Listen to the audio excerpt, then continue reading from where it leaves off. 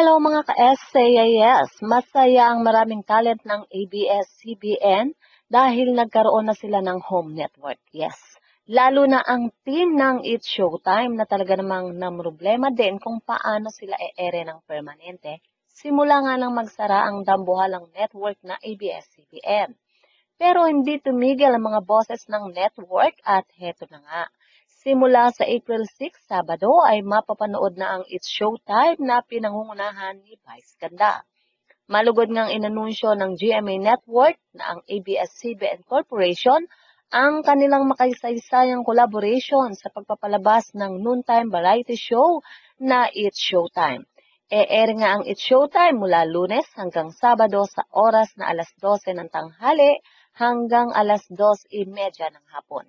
Nagkaroon na nga ng contract signing ceremony at ito ay ginanap sa GMA Studio. Pinangunahan ng event ng mga executive ng GMA Network na sina Chairman Attorney Felipe L. Gozon, President at CEO Gilberto R. Duabit Jr. at iba pa.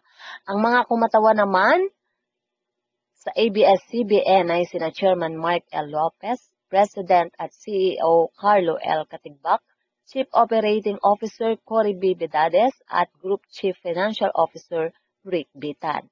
Kasama rin sa event ang mga host ng It's Showtime na sina Vice Ganda, Ann Curtis, Bong Navarro, Jong Hilario, Kim Chu, Ogie Alcacid, Karil, Ami Perez, Teddy Corpus, Jugs Gueta, Darren, Ryan Bang, Ayon Perez, Jackie Gonzaga, MC Lassie at si Sian Dominguez.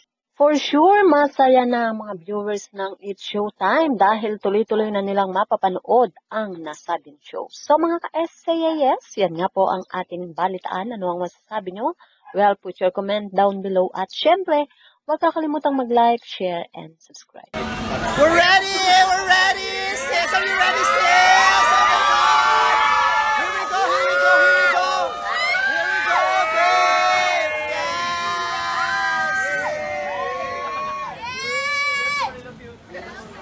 Yes! We're moving! We're moving! We're moving! Yes! It's Showtime the movie! Mainit na siya. Mainit na po siya. Hindi pa tayo